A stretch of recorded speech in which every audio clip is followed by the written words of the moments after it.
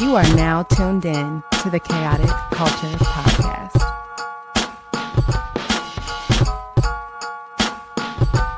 It's the KKP on your mother flipping airways. Hear the name ringing through the halls and the stairways. You were listening to a pod that can segue. All the latest topics guaranteed to fill your headspace. It's a safe place to voice your opinion. Say what you feel just like you're a kid again. Kid the pro and friends black as obsidian. Chaotic culture, that's the world we living in. So what's the word?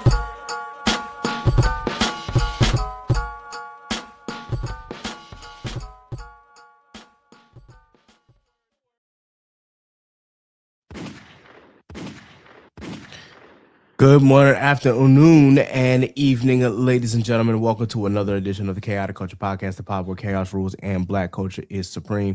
The Chaotic Culture Podcast is brought to you by patreon.com/chaotic culture pod. Please be sure that you subscribe to the Patreon for as low as $2. Once again, we appreciate your support. It will just help us keep the lights on and of course, create bonus content for you.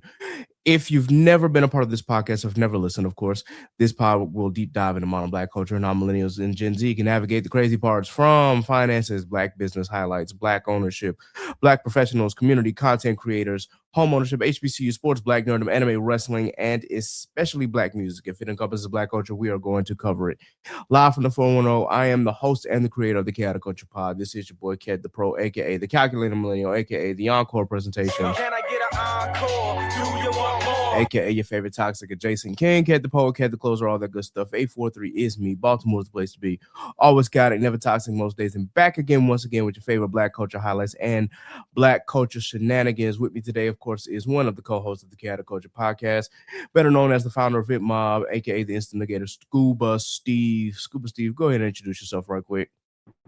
Hey, yo, it is I, Scuba Steve, a.k.a. Scholar's Dad or whatever, a.k.a. the Instant Decatur, a.k.a. don't call me Ken because I could never be your X-Man. How y'all doing today? Word, man. Hey, also, if it sounds like he's glitching a little bit, of course, Scuba Steve is driving, but of course, he is on the way back to the crib. So while we're recording this episode, of course, bro, please be safe. In the meantime, Sabby couldn't join us today. Of course, she is still working on some of her owners for her business. We love a hardworking black woman. So shout out to Sappy. Do not know where the law is. I guess he's trying to recover because I know that he was in Virginia visiting family over the holidays and looks like he made his way back to Florida. So I'm hoping that he's all good. Is getting plenty of rest. And if he decides to pop into the episode, well, great. But of course, we are here to talk about one of our favorite topics. But before we dive deep into that, got to ask about mental health. Scuba Steve, how's your mental health been? My mental health been good, man. Like, the holidays, of course, Christmas and stuff like that. Got to spend a lot of time with family, but also spent money. Like money was spent. So that was a little stressful, but you know what I'm saying? Like it's all worth it when you see everybody opening up their presents and gifts and stuff like that. So but other than that, man, I've just been good. I've been chilling at the house, binge watching TV shows, playing video games, doing anything but working. So my mental health been good. Hey, that's good, man. For those who know, for me, for Christmas, I caught COVID. It was crazy. Yeah, it sucked, bro. I caught it right at the job because I don't go outside, or at least I didn't go outside for real. So yeah, right at Christmas Eve, I started feeling my sinuses drain, and I'm just thinking like, oh, please don't let this be a sinus infection. Or worse and whatnot. And then, of course, I had to fly immediately after to go home. And I was in South Carolina, and I'm just sitting here like, yo, I feel like I got hit. You know, thankfully I'm vaccinated and whatnot, but it still was just like, okay, something ain't right. So the day after Christmas, obviously, I go to the doctor, and it's like, yeah, you got COVID. I'm like, man, ain't this a... Thankfully, again, you know, they put me on the antiviral to help clear up some of the stuff. So by the time that Monday rolled around, I was fine. You know, I had gotten over it. I kicked it, but it was still just like, dang, man, I get sick on my favorite holiday. It sucks. Like, I love Christmas. So yeah, I felt much better. And then, you know, I flew back home the day before New Year's Eve. I went out to DC, hung out with Plus Ultra Entertainment. Shout out to them. Hope that they were doing well. I actually meant to hang out with them this weekend for a MagFest after party, but I was working so hard, I fell asleep. Like literally, I fell asleep at the beginning of the Chicago Bears and Green Bay Packers game, bro. I didn't even see the end of it, so I was just like, that shit. The Bears came back on their ass too, man. they did. Like, bro, I remember just waking up. I'm like, oh God, I fell asleep. And I don't normally, like, when I go to sleep, I can still hear like sounds and whatnot, but I didn't. It's like I literally just went into like a deep slumber until I was randomly like awoken by Prime, I guess, showing the Mr. Beast games. And I'm just like, let me go ahead and turn this off. And then I was like, I missed the whole fourth quarter, didn't I? I go back, I look on my phone, I said, oh, wow. Okay, the Bears came all the way back.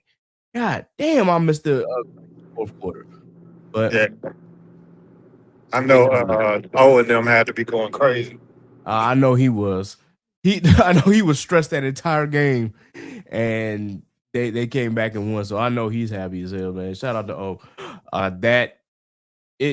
of the NFL games have actually been really, really good and really, really crazy, and like literally down to the wire.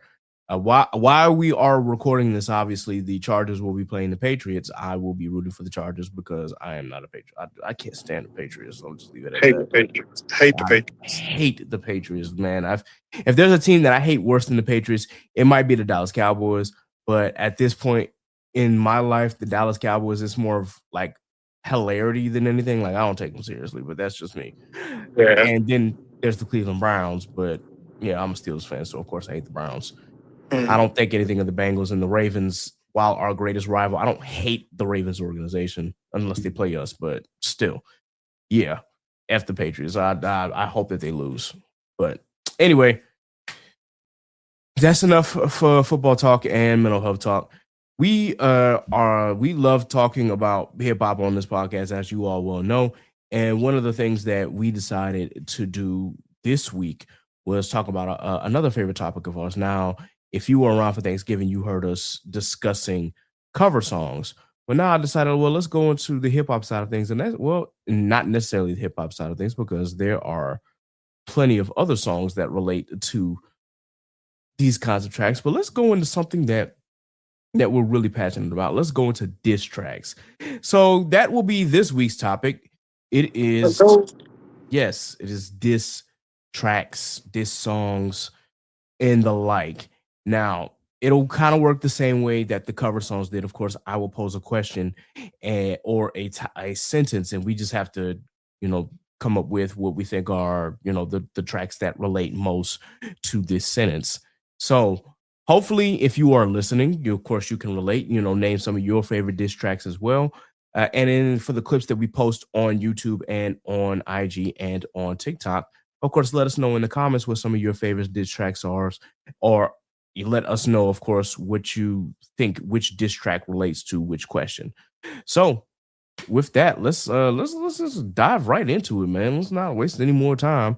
And I just want to pose the first question. What was the first diss track you ever heard? Shit. The first diss track I ever heard, it would probably be the first one that I ever heard that I realized that it was a diss track versus the first one I think that I've ever heard is different. So I'm gonna go with the one that I first realized, which would probably be Ether. Would be the first one where I was like, oh, this is really a diss track. But I didn't know that. Well, we can talk about that one later because I think that's a different question. But yeah, the first one I ever heard, I'll say, is Ether. Yeah. Okay. I think that you pose an interesting question because it's like the first one that we realized was a diss track versus, the first one that we actually heard are kind of like two different questions. I'll say the same thing. The first track that I realized was a diss track was Ether. And then it's crazy because it was direct. Yeah, it was very was direct. like, whoa. And it's crazy because my brother had both the Blueprint and he had Stillmatic. So it's crazy because I heard Takeover before I heard Ether, but it didn't like register to me that this was a diss track. Then again, I was 10 and I was really like starting to really get deeper into actual rap and hip hop. Because you know, when you're much younger, obviously you wouldn't, I guess, realize it. But when I heard this and then Nick actually started talking about it, I was like, oh, and so then I went back and of course heard Takeover, and then after that I heard the Jay-Z response, and I more on that later. But yeah, I would say Ether is the first track that I realized, oh, this is a diss. After discussing it with him. Now, the first one again that I probably ever heard was "Hit 'Em Up." That's what I'm about to say. Yeah, that's the first one I ever heard because my brother had that greatest. He had Tupac that the greatest singles or it was the greatest hits album and whatnot, and "Hit 'Em Up" was on there. So I heard "Hit 'Em Up," but he tried to do his best not to play that around me because he knows how vulgar "Hit 'Em Up" was. But still, that's the first one that I can remember ever hearing because I'm like, I've heard "Hit 'Em Up" multiple times, but again, when you're younger, it doesn't register that, hey, this is a diss. Literally 7 years old, that I wouldn't have been able to comprehend what that was until I got older, and it was just like, oh, wait a minute, okay, so yeah. All I kept hearing was "Get money." That's all I kept hearing. As a kid, that's all I heard. I didn't really realize the lyrics. Right. So I didn't know. Same, man. Same. That goes into the next question. Okay. So with that in mind, we've named the first song or the first diss that we have ever heard, or the first diss that we realized was a diss. Name a diss track you believe is underrated. The most underrated one for me will be "Checkmate" by Jadakiss, the 50 Cent. Yeah, I think that's the most underrated one to me. Yeah. It was nice and short, but it was straight to the point. Did a lot of damage. There was no rebuttal. It was like It a wasn't. there was like damn, like let me just leave this nigga alone. So Yes. yeah. So "Checkmate" by Jadakiss was, I think that's the most underrated in my opinion. Even though there's a lot of people that have heard it, and I mean the people that have heard it, if you know, you know. But I don't think it's as popular as it should be. It's really not, man, and unfortunately, of course, it's not on. Well, it's not on Spotify. I was able to find it on YouTube, obviously, because I hadn't heard it in such a long time, and I remember. I'm like, I remember why 50 didn't go back at Jada because he was ready for the smoke, bro. Yeah, he just not on that level lyrically, and I He's don't not. think. I don't even think Jadakiss was really even trying. Like he just was really like, wasn't, bro.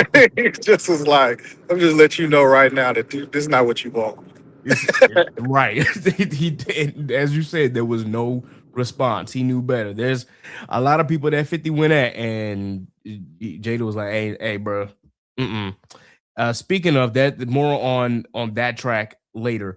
For me, one of the most underrated diss tracks for me, I'm gonna say "Last Real Nigga Alive" by Nas, and I say that because it really wasn't like a super diss. It wasn't ether. All it was this nigga Nas explaining how him and Jay-Z started beefing. But at the very end, this man said, hey, listen, it's a shame, but this is why I went at all of you Rockefeller niggas and won. So now what? And it was just like, what can you really say, bro? Like that nigga put belt to ass with Ether. I mean, at least in my opinion, some people will say Takeover is better, but for me, it was like, yeah, he went at all of them dolo, and none of them said shit after that. Jay tried with one track, and then he did end up having a much better response later, which again, more on that later, but still, I think "Last Real Nigga Alive" is a very underrated diss track because it's like it's not structured as, oh, I'm coming at your neck. It's more structured as, hey, this is the story, this is how it happened, and I'm sorry it had to happen like this, but this is why it happened, and this is how it had to happen. So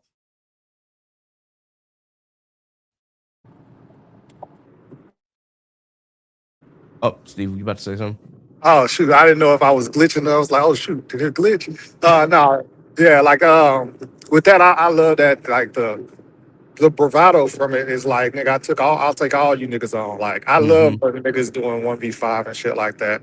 And they ain't fucking complaining about it. They just getting the shit done. And it is Right. what it is. Yeah, absolutely, absolutely. Hey, I'm gonna throw another one in there as well. I'm gonna say "Kick in the Door" by Notorious B.I.G. And Oh yeah. yeah, I think that it doesn't. A lot of people, for whatever reason, don't really talk about it, but I really think that is very underrated, especially because if you remember, um, he did go at Nas a little bit, especially when it came to the King shit. And if everyone who knows that line that Kendrick said in TV Off, that was a direct quote from Biggie. Ain't no other king in this rap thing. They siblings nothing but my children. One shot, they disappearing. Like that is one line that really stuck with me. I'm just like, damn, no, this nigga was really on it like that. And Nas even said in one of those, I can't remember which song he said, but he said in one of his songs, "What you think? Who do you think Kick in the Door was for?" And it's like, damn, yeah, he he Yeah. was right. So Yeah. Man, I feel like Big was ahead of his time. I would have loved to see him progress. yeah. See how, because lyrically, I was like, back then, I was like, lyrically, he just was on a different level to me than Mhm. everybody else at that time period. His styles and stuff like that, he was just different, bro. I would have loved to see him progress through the 2000s and see what we would Man, have. for sure. For sure. It's a shame, his life got cut short and we only got 2 albums worth of work, but yeah, I think that, out of everybody during that era, Biggie really had the highest potential. And so, yeah, between that track and he also had Long Kiss Goodnight. But I think Kicking the Door was a better disc. And then of course, I got a story to tell too, low key, yeah, definitely low key. to Anthony Bass. Yep, yep. You right about that. And then I mean we can say who shot you, but there's still some history Speculate. behind that. It's not really underrated, but then it's like, is it really a diss? And then you're like, well, maybe it is, but it's there's still some debate with that. So I'll leave that one alone for now. Uh, what is a diss track that you believe is overrated? Ooh, overrated diss track. Mm-hmm. Ah, damn, I got to think on that one because okay, one overrated diss track I would say is "Kill Shot" by Eminem. Oh shit! Yeah, I yeah. wasn't expecting that one. I think that I think he he dissed MGK, but I don't even really want to say it's a better diss track than the MGK one was like. I don't know. I think he should have went hard at MGK if that was the response. And I expected more out of Eminem because Eminem usually be wiping the floor with niggas. I Mm-hmm. don't feel like that one was a great diss track. So I'm gonna say "Kill Shot" by Eminem. Okay. I have some thoughts on Kill Shot. I think it's a good diss track. Um Initially I would have said Rap Devil was better, but as time has progressed, I'll say that Rap Devil didn't really age all that well, and Kill Shot kind of like didn't move in my opinion. But I'm not going to disagree that it's not overrated because I think a lot of people, especially like if you look on the comments on YouTube, they'll say, "Oh, he ended MGK's rap career. He made that man change genres and whatnot." And it's just kind of like I think he could have came Yeah, harder, he you could have know. came harder. I Every time I read the comments, I'll be like, "Damn, are we listening to the same song?" Um, Right. but I mean, that's just me. I've heard Eminem kill niggas worse, and I just Oh really yeah. And the again, way more on that that later. yeah the way that everybody is hyped that diss track up compared to his other disses, I just feel like it's a little overrated. Yeah, for sure, for sure. All right, so I'm gonna go ahead and say this because it's not a bad song, but it to me is a bad diss. But don't tell the Barbs this because they love this. And I'm gonna say No Frauds was completely It's overrated. garbage. It's garbage, but I have to say overrated because a lot of them will try to hype it up like it's a good diss song. No, because we know Nicki Minaj has a terrible diss track, but Also, that's later down the line. For this one, I'm like for it to be a response to what Remy Ma dropped on your head. it was absolutely weak, but yet the Barbs would not let it go because it made radio. And it's just Yeah, like, who cares? It's weak. it's Why are terrible. we hyping this up? That shit is garbage. But I mean, I've never been like a big Nicki person anyway, so it I is what it is. I will But say I loved Nicki up until Queen. When Queen dropped, that's when I started like, okay, all right. But I mean, because Pink Friday was dope. Roman Reloaded, trash. The Pink Print was great. And then Queen, I'm just like, okay, I like it, but and then after that, I just started realizing how terrible of a person she was. And this is like, okay, yeah, y'all got it. I always thought she was kind of corny. I didn't. I'm not one that liked the voice changes. I guess her version, her alter ego, I guess Roman or whatever. I didn't really Mhm. like her doing that shit in the verses and stuff. I always thought that shit was kind of corny, but that's just Mhm. me. And then in her interview, she was super corny back then. So and it's Uh, funny. It's funny because I feel like she's the same person as she was in those interviews back then, but it's just now becoming corny now. It's kind of weird yeah, because I feel like she hadn't done anything different in her interview. She's always been corny like that to me. for sure, for sure. I never really paid attention much to her interviews, but I started noticing a pattern. I'm like, if more than one person is saying the same thing about you, and you keep complaining, chances are you're the problem. But I'm gonna leave that at that. Anyway, I got another overrated diss track, and I hope the comment section don't kick my back in. Pause. But I think Back to Back is overrated. I don't agree with that one just because I liked back to back. Now here's my reasoning. I like Back to Back. I just think that wasn't like. I don't think I've based on all the diss tracks that I heard. It wasn't really that scathing. It was more like I'm a Joan on you. I'm a clown you.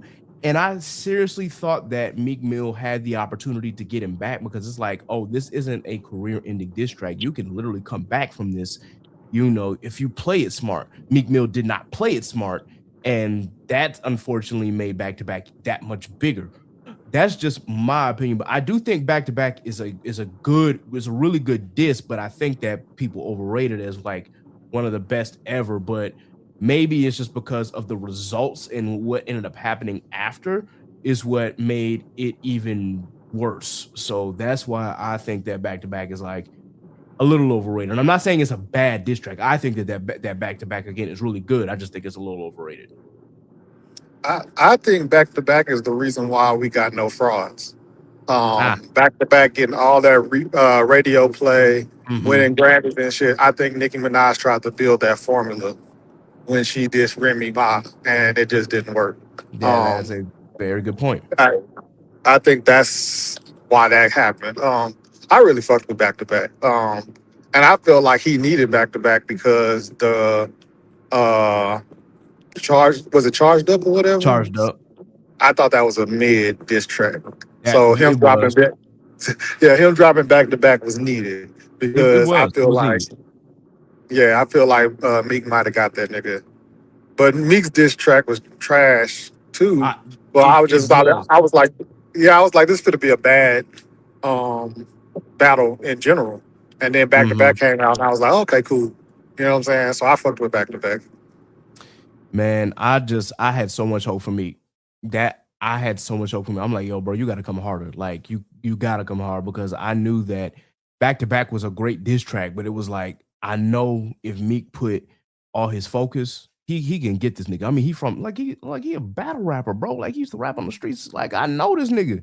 I know he was coming for. I know I had all the confidence in the world that Meek would have a great response, and the response we got really was just like, oh my God, this shit is so awful. Oh my God, bro. What were you doing, son? But it Yeah. is what I it mean, is. but it's been, to me, I feel like it's kind of proven that like you a battle rapper for a reason or whatever, but that shit Hmm. don't necessarily translate. Cause I mean, we saw with Joey and Joey Badass and freaking Ray Vaughn. Daylight. Oh, Daylight. Daylight. Yeah. Okay. Yeah, I didn't feel like Daylight came as hard as Joey did, and Daylight known for being a battle rapper, and That's true. And Joey drugged that nigga through the streets. Is what it felt like. So just because you a battle rapper don't mean it's gonna translate. You right. You are right. I think that but at the end of the day, I think maybe it's because I knew that, you know, unlike Daylight, Meek can actually make a hit, or he could back then make a hit song. It's like there are people who can battle rap and they can make good hits and they can make great music. It's the same argument with Kendrick. Like, we niggas knew that Kendrick used to battle rap and shit for real, for real. But for some reason, you know, some fans didn't think that he could make a great song. And I'm just like, have y'all niggas not listened to his music prior? Like, this nigga is phenomenal at making music, and he proved our point. But nevertheless, I do want to go to the next question. What is your favorite old school diss track or tracks from the 80s or 90s? No Vaseline. Yep. No Vaseline would probably be number one. We already talked about Hit 'Em Up. Yep. I want to say I really enjoyed the Cannabis LL Cool J back and forth. Yep. I enjoyed that too. But yeah, No Vaseline by far is my favorite from the 90s. For sure, for sure. I'm gonna go back to the 80s. The Bridge is Over. One. Like, I gotta talk about I gotta talk about the Bronx Wars, man. The Bridge Wars, bro. The Boogie Down Productions with The Bridge is Over. We could talk about Roxanne's Revenge. That was that probably one of the best. Well, no, not the best. If I'm not mistaken, Roxanne's Revenge may have been one of the first diss tracks on Wax. If I'm not mistaken, correct me if I'm wrong. I think so. Yeah, so that's I'm gonna just leave that. Shit. What's another good LL diss before the back and forth with Cannabis? Jack the Ripper. Because I think a lot of people, a lot of people did not take LL seriously, and that nigga was like, "Hold on, wait a minute, let me." Like, he showed them who he could be, and so it's just like, hey, look, just because this nigga rap about, you know, finding love and shit, that don't mean that this nigga can't rap. So that's I have to say that Jack the Ripper was one, and then I'm gonna get a little bit into the Cannabis and LL shit later, because that's further down on my list for good reason, because boy, that back and forth was something that I really enjoyed.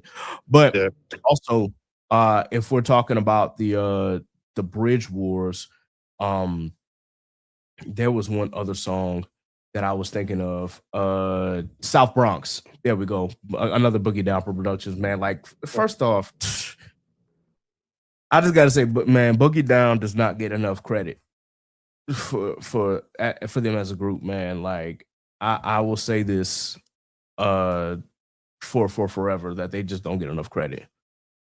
But that's just me. All right, speak on it. Because I was about to say, you putting me on something. Hey man, listen, there's a reason why they call KRS-One a teacher, bro. Like, he that man really said on a song. I'm not saying I'm number one. Ooh, sorry, I lied. I'm number 1, 2, 3, 4, and 5. Like, that nigga was, he was on some shit. He is on some shit, man. But anyway, what else from the 90s? Obviously, No Vaseline. Like, No Vaseline will always be like a top tier diss track for me. Facts. And we had already said Hit 'Em Up, already said Who Shot You. From the 90s, I know there's a lot more that I could think of, but was Common and Ice Cube, The Bitch in You, was that the 90s? Yes. Or was that 2000? No, that was I want to say that was 90s. Okay, that was a fire one too. Yeah, that one was too. And again, and he went at everybody. He went at everybody too. Nigga said that ain't a Mac 10, that nigga's a 22. I was like, yeah, he don't care about nothing either.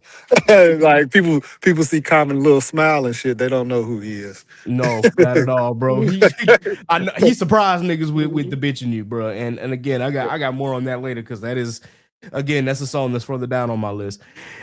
All right. Let's go to a diss track that you did not know was a diss track.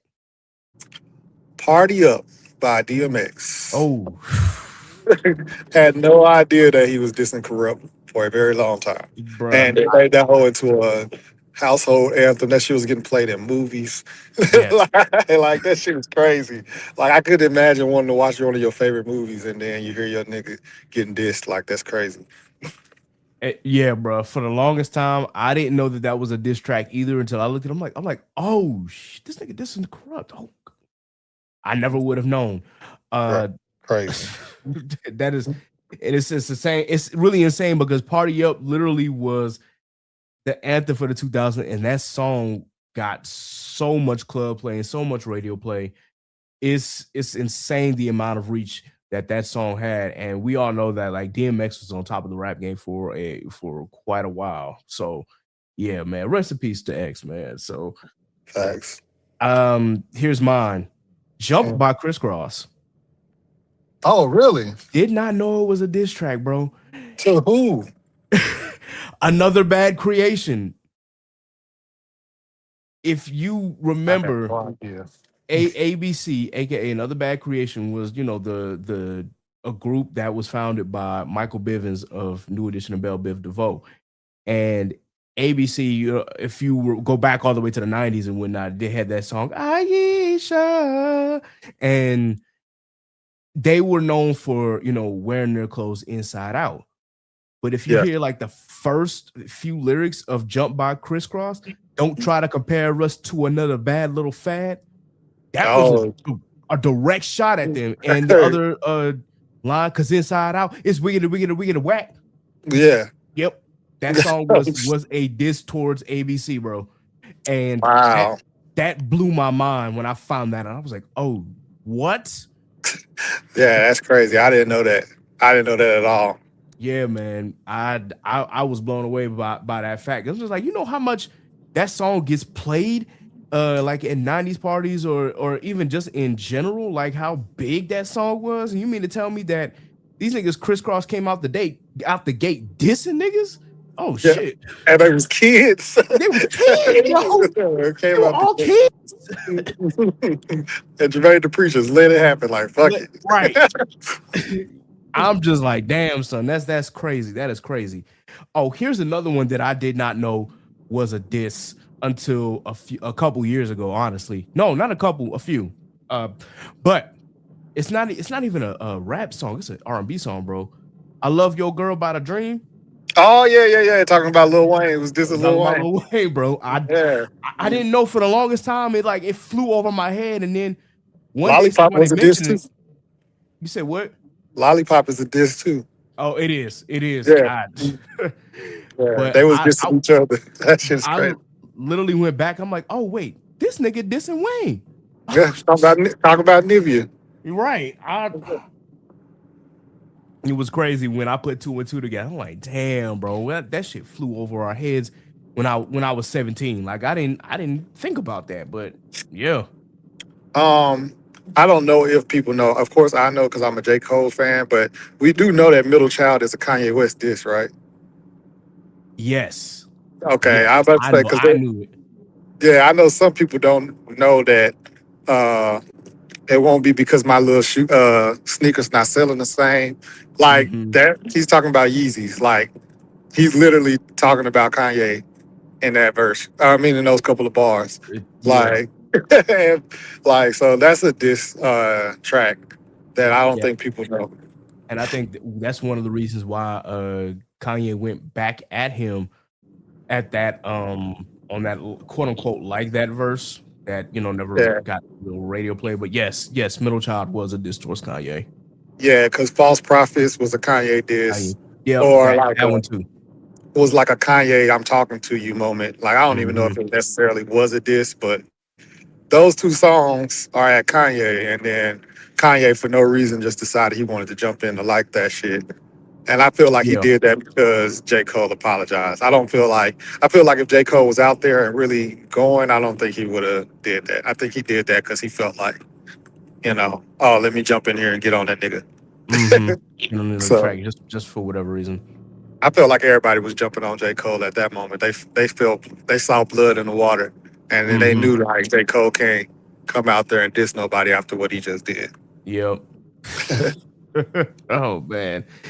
Bad out Uh here for the Cole fans, man. Bad out here. yeah, I know, man. Eventually I'm hoping that J. Cole will come with the fall off whenever that day may be, and put hopefully a battery will be putting this back again, but we'll see.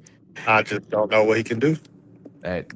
Go out in a blaze of glory. Because it's like the things that we love about him, you can't really rap about that no more. You Yeah, can't. for sure. I'm the best. I'm the greatest. I want to compete. Blah blah blah. It's bad out here for us, man. It's bad Yeah, out here. I hear you, man. But I I'm hear gonna you. stick beside him. For sure, you got to, man. And hey, I'm same. I'm a Cole fan too. I'm not as big a Cole fan as I'm a Kendrick fan, as we've had on these conversations. But I'm a Cole fan too, and I definitely want the best for him. So, all right, name a diss track that had you make the stank face like this shit is just too good. Like it gave you Crash, that ooh. Crash Dummy by Joey Badass. Mm. That shit was Yes. fire. Not Like Yeah. Us. The very first time I heard Not Like Us was Yes. different. Like Right. those two, for sure. Like both of them, I was like, God damn. Like, cause they weren't. They are diss tracks, but those two Mm-hmm. songs are like victory laps. It's like Yes. we already know that I won. Let me put a little extra umph on there. It's like a victory lap party. Like they got beat my ass type song. That's what it felt Mm-hmm. like, and I felt like Crash Us were two of those songs that just was like, damn. Like just don't say nothing else. It was like just let it go. Yeah, for And sure, those man. are trying to think of another one that gave me the stank face. Oh, uh it's a freestyle. It's a Jadakiss freestyle where he's dissing Beanie Siegel. I know Um, what you're talking about. I don't know what it's called, but he said the line like he was just going, and then that nigga said, "I don't even like beans, but I'ma eat." I was like, "Yeah." I was like, "This, like this get bad out here." So that's one too. Yeah, for sure. All right, so for me, the first time I heard Euphoria, I was just like, ooh, like this shit done really Yeah, kicked into high gear now. That was me, like literally playing Euphoria when it dropped on that fateful weekend, because that was a week of that we will remember forever. And not only that What's song, even crazier about it was I wasn't mad at push-ups. I thought push-ups was a good start, but yeah, Euphoria was just like, push-ups was a good man, start. it was a great start, but it was like, damn. Yeah. It's like, damn. Hey, look, and I will give Drake all the credit. I'm like, push-ups that really showed me. I'm like, oh yeah, he not backing down. All right, he ready for this. Okay, all right, You I know see what? you, Drake. Before him suing and doing all this bullshit, I had so much respect for Drake because it was Mm-hmm. like, it don't matter. That nigga's getting out there and he going to war with it. Don't matter who it is. That nigga went Yeah. out there with Pusha T. He done took little jabs at Jay-Z. He done Mm-hmm. went out there with Common. He done went with Meek Mill. And then he was going with Kendrick. And then the whole push-ups, he was going at Kendrick, Rick Ross, Future, like all these niggas. And I was like, Yeah, bro, like at the end of the day, even though he lost that battle, I kind of was cool with it. I was all like, bro, like at least he went out there. You know what I'm saying? And he out there because that's what hip hop really is. Like that's you what gonna it battle, is, you gonna man. do that shit. And I was Exactly, actually and like, I was cool with it. I low key felt the same way, man. Until, as you said, Drake went on that Karen run afterwards. This is like, okay, bro, really, like, come on, man. You could have. All you had to do was just take it on the chin, go back to the lab, do what you got to do, drop some, at least decent ass music again, and they won't forget. But it's just like, you're not losing fans at this point. But and then you start assuming this is like, all right, yeah, I'm off Yep. that train for real, man. Like but that's another story for another time. I think we've told it multiple times, especially on this podcast, how much I just that suing because you lost a rap battle, that made me lose a hell of a lot more respect for him, because I had so Yeah. much respect for the fact that he even try to go toe to toe with Kendrick. And Yeah, I think that's more damaging to his career to me is him trying to sue than yeah, him losing the record. exactly. But anyway, all right. So I said Euphoria gave me this thank face. Circling back to Common, the bitch in you. That had me like the first time Yeah, that I actually sat down and listened to that back and forth. I was just like, damn, like these niggas, they must have not, they really thought that this nigga Common was just, you know, not, he wasn't about that. But the Cube tried him off of a misunderstanding. And especially because for those who don't know, obviously Common made a song called I Used to Love Her, and he was really talking about, you know, how gangster rap pretty much kind of like diluted the rap genre. And Cube took offense to that. He thought that he was coming at him directly or indirectly. So they dropped West Side Slaughterhouse and directly dissed Common. And Common was like, well, y'all taking my shit out of context, but since you want to go there, and drop the bitch in you, and yeah, that shit.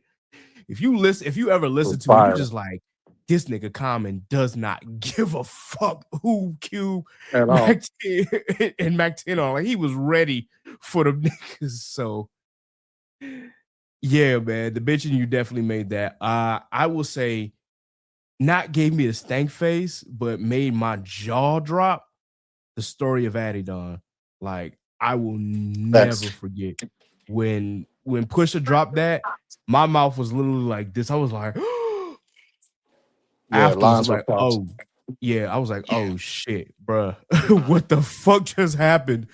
And we started having all these questions, and to this day, it's like, all right, no matter what Drake says he may have had in the chamber, yeah, I'm like, nah, bro, just take your L and move on at that point.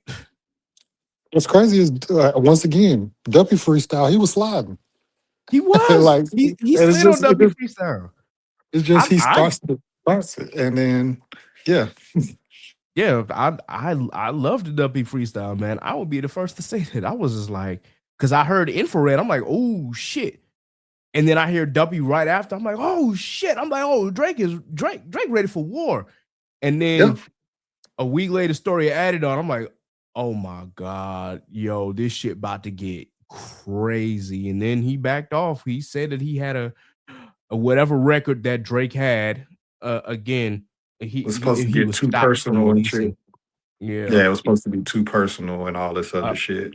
yeah, but apparently Pusha was still just like, nah, bring it. Like he was waiting. He wanted to see what Drake really had. I'm pretty sure that if Drake dropped that track, Pusha would not have stopped, because we know Terrence Thornton is like, nah. Let me see what you got. I still don't feel like he stopped.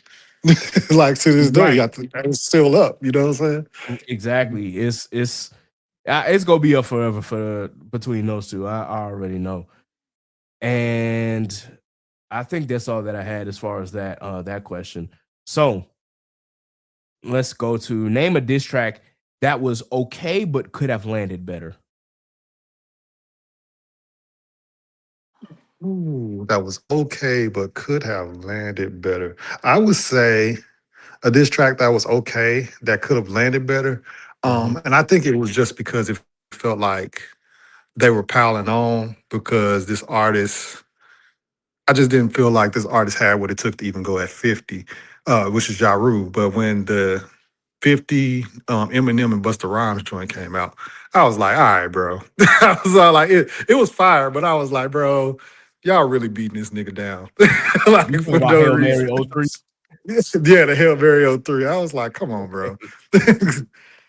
Hey, that's funny that you mentioned that, because I have that as one of my favorite troll songs. Like, and that's really a troll song, if anything like that. Like these niggas is really Facts. emulating Pac style and whatnot. And then this nigga Busta just comes on at the end.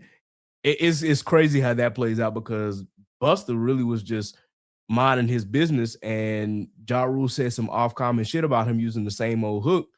And Busta was like, yo, what the fuck? Why you come and bother me? He literally said that in the song, hey, Jeffrey, what the fuck you come and bother me for? And it's like, all Facts. right. And eventually they squashed it. But yeah, that whole the 50 Cent and Eminem versus Ja Rule, because Eminem ended up getting dragged into that, and I got more on that later. That whole thing was, yes, but I will say that Hail Mary 03, he definitely piled on. All right, so now we got your laptop up. Yo, yeah. Yep. All right, cool. Oh, shoot. Got my Biz Marquee shirt on. All right. Yeah, but yeah, that one I feel like could have landed well. Another diss track that I thought was good but could have landed well better too. Say What You Say. Dr. Dre dissing Jermaine Dupri. Oh, okay, yeah. I thought that one could have landed better too. Because it felt like, I feel like that should have been a Jermaine Dupri, Dr. Dre beef. Putting Eminem on that song is like you run into a bodyguard type shit. You know what I'm saying? Like, you know what I'm saying? Like me and my niggas about to beat you up. Like, nah, bro. Like, whatever. And then at the end, you get Timbaland, a little 3-second thing of, nigga, next time you see that nigga, tell that nigga I said suck my dick. And I was like, come on, bro. I was like, nigga, who beef is this? Yeah, like so. I felt like that one could have landed better.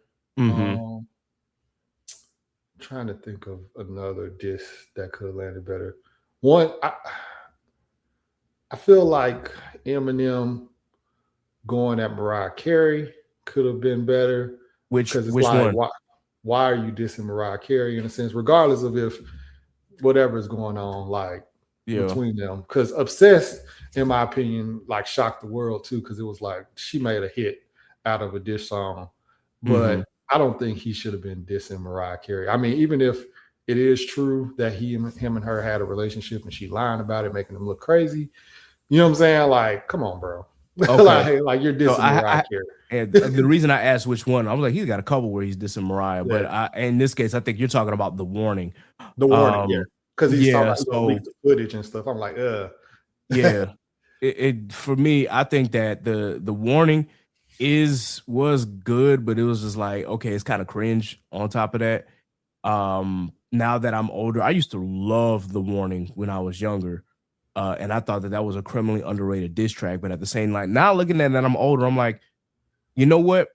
I get, like, Eminem has no reason to lie, but at the same time, like, when you expose yourself and expose an intimate relationship the way that he did on The Warning, it was just kind of like, okay, yeah, I see where this is going on. I see why, Obsessed ended up being, like, obviously the bigger hit and whatnot. But I won't take that away that The Warning was, could have been potentially damaging if you said that. I think Superman is a better diss track than The Warning. Yeah, that shit is fire.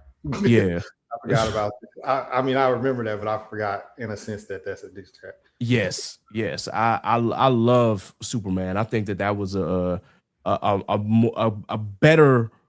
I say that's a diss track against Mariah that aged better than The Warning did, but that's just my opinion. For me, we had already mentioned this song "Rap Devil" by MGK. I think that it was good, but it could have landed better. And it's the same thing with Kill Shot. Good, but could have landed better. I think that here's a very this might be a hot take, but Real Motherfucking G's by Eazy-E, I think was good, but it doesn't like strike me as, oh, I'm gonna kill Dre and Snoop. I think It's On, which is the less popular song. I think It's On is better, but Real Motherfucking G's, while it's a good song, I don't think it holds up against Fuck With Dre. That's just me personally. I think that it could have landed better. And granted, we all know that Eazy-E really wasn't like a top tier writer. He had people writing for him and shit, but still, I think that he could have landed better jabs or better, punches than he did in Real Motherfucking G's. But that, again, he didn't have the machine behind him at that time. So there's that. Okay. Hopefully I don't get, cussed out in the comments with that, because I still like Real Motherfucking G's. I just don't think it's the strongest diss that he had. But I'm trying to think what's another one that could have landed better. I'm gonna just say this. Any diss song that Joe Budden had against Drake, I think the disses were great. It was just right message, wrong messenger. Yeah. Just because of who Joe Budden is. It's like, okay, this nigga's making valid points, but nobody took it seriously because it's Joe Budden. It's Joe Budden, yeah. So that was the problem with that. But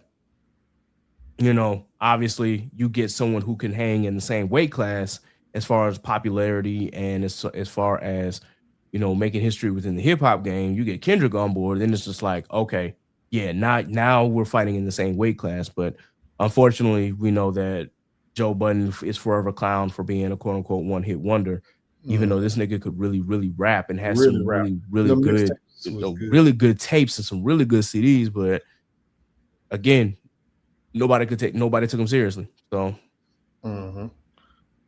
All right.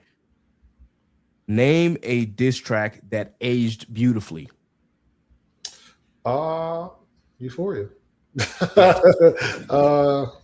kind of told him, stop. Yeah. Yeah, like leave me alone. Let this be a friendly fade. Don't take it that way. And of course, like to me, I feel like the other songs are pre-recorded. I don't feel like they were recorded the next day and stuff like that. But also, what I'm saying? So those were coming out. What I'm saying? If Drake decided, because he knew Drake was gonna do some stupid shit. But yeah, like Euphoria aged really well. He said, I know which angles you're gonna take, which once again, I feel like those other disses were pre-recorded. He knew what Drake was gonna do, and Drake did exactly what he said. And like he was saying, you're gonna make up different stuff because you heard Mr. Morale. Like everything that he said was pretty much like it aged really, really well. Another diss track that I feel like aged well, I feel like False Prophets by J. Cole aged pretty well because Kanye West still needs help. So I feel like that's one that aged well. One that I feel aged well and people still talk about it. I think this is one of the diss tracks that was one of the more surprising ones because they were dissing each other on the same song. Ludacris and T.I. on Young Buck. Stomp. Stomp. Yes. Yeah, I feel like that aged really well. I think it was one of them things where you still kind of want to know how that should have turned out because I still don't feel like we got a real battle other than those two verses. But yeah, I feel like that aged well as well. For sure. For me, Exodus 23-1, that aged extremely well. Push came with the entire heat on Young Money and how their contract situation was set up. And later on down the line, we saw, Lil Wayne and his battle with Birdman. It's just like, damn, Exodus 23-1, here it go. Exactly. Yeah. Like extremely well. That nigga knew. And obviously, it led to the battle between, Pusha and Drake and so on and so forth. But if niggas could see the future, or if niggas could have had hindsight, this is like, damn, Exodus 23-1. He was going at them niggas' neck, but damn, did that shit age perfectly.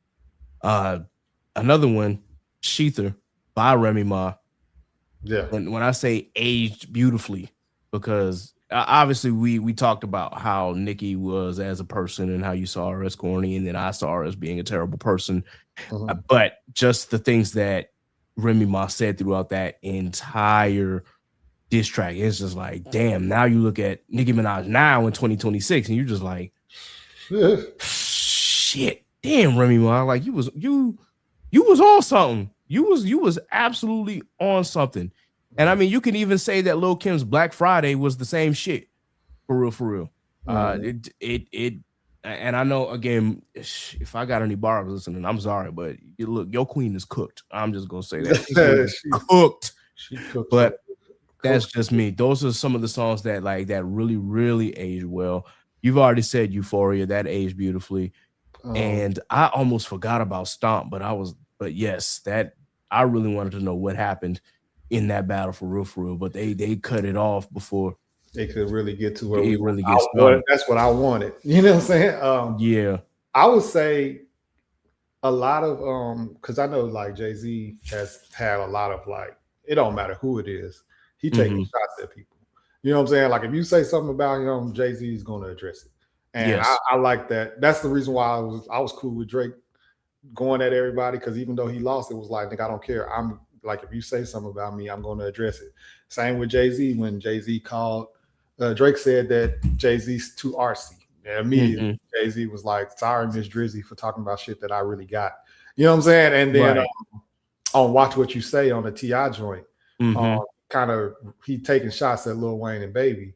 When, you know what I'm saying, he said, I'll replace you like I'm replacing your father or something like that. Like Jay went at him. Jay-Z. I'm just going on a Jay-Z joint. On the end of Thank You, the third verse of Thank You, which is to Jim Jones. Niggas thought they was balling, they put a brick up instead. And then he said that whole third verse is nasty work. He said something about like, not only did they put up a brick, they put a building, and when that building fell, he said it's like they went into the building and held, because they heard second half smoke kills. Niggas thought they was ill, found out they was ill. And it's like you just knew what I wanted you to feel. I was like, yo, that nigga is destroying Jim Jones on that shit. But yeah, Jay, and then the Phase on Love joint that he said, the phase I'm on, love, I wouldn't believe it either. Like he takes shots at everybody that say something to him. And exactly. I'm kind of waiting on. I mean, we don't know if he ever gonna get in the booth again, but if he do, I'm pretty sure he's gonna let Nicki Minaj have a lot of bars. I wouldn't be surprised. Like if he gives her a lot of bars, great, or if he decides to just let her rant in her own corner, I wouldn't be surprised with either direction that he takes, because it's like, you really don't have to respond to her, Jay. But I mean, if you do, I wouldn't be surprised. But if you don't, I also wouldn't be surprised, because it's just like, why would you pay attention to that? I mean, that nigga, they never he ain't let Phase on Love slide. I don't think you're right. I don't think he let Nicki Minaj slide. he probably not. But I mean, I would be surprised if he did or didn't. I would not be surprised either way. Now, speaking of some other shit, speaking of Jim Jones, you just reminded me, because Chains and Whips, the first verse, Pusha T, Pusha T aiming at Jim Jones. That just reminded me, like, yeah, he had some shots with Jim Jones too, and some of them lyrics, they definitely aged beautifully, because like when you look at what Jim Jones in his past, you just kind of like, well, damn, son. Yeah. Okay, maybe Pusha was on to something. Yeah.